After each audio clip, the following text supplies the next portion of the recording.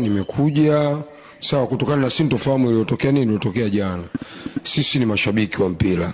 Na shabiki wa mpira siku zote sawa anaweza akawa negative, anaweza akawa positive, anaweza akawa vuguvugu, anaweza akawa moto au akawa baridi kabisa.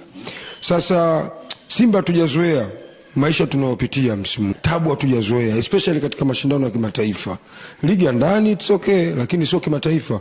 Kimataifa sisi ndio ilikuwa kichaka chetu. Lakini mwisho wa siku msimu huu misimu 7 nadhani sasa hivi mfululizo tunaingia makundi, tumezoea tunafuzu. Bila shaka yoyote hata itokee sintofahamu aina gani lazima tufuzu. Lakini msimu huu ngoma imeshindikana. Mechi na Experience di Tunis tumeianza vizuri, dakika 45 za kwanza tumepata goli 2, lakini mwisho wa siku jamaa amerudi amefanya comeback na bado kidogo tu tufungwe. Ile hali ilitustua. Sawa, tukawa hatujui sasa tushike wapi, mchawi nani, umeelewa bwana? Ndio ikabidi katika speculation zetu tukaja tukaupata ufafanuzi huu ambao tuloupata, ambao jana tukafikia mwafaka kwamba tumekutana na upande huu, sasa tukutane na upande huu. Huu upande wa pili uko mgumu sana kupatikana. Sawa, kwa hiyo sisi tukachukua maamuzi jana kutokana tulipata maelezo ya upande mmoja.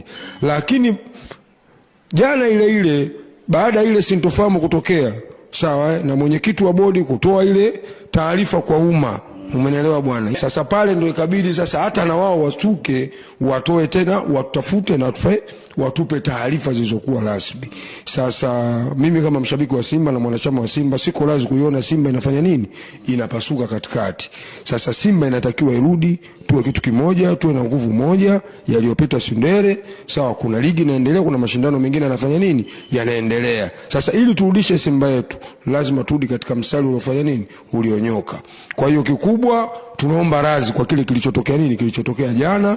Sawa, ni jazba zilizotuzonga kutokana na aina ya matokeo tuliyopata kwa msimu huu na maendeleo ya timu yetu, na kutokana na maelezo tuliyopata kutoka upande mmoja, upande wa pili tulikuwa tujafanya hatujaupata. Kwa hiyo tunaomba radhi kwa kile kilichotokea jana, na tuko pamoja na mwekezaji wetu. Sisi kama mashabiki wa Simba na wanachama wa Simba na mainfluencer ambao tuna watu nyuma yetu. Kwa hiyo tunamwomba radhi mwekezaji wetu, tuko naye pamoja.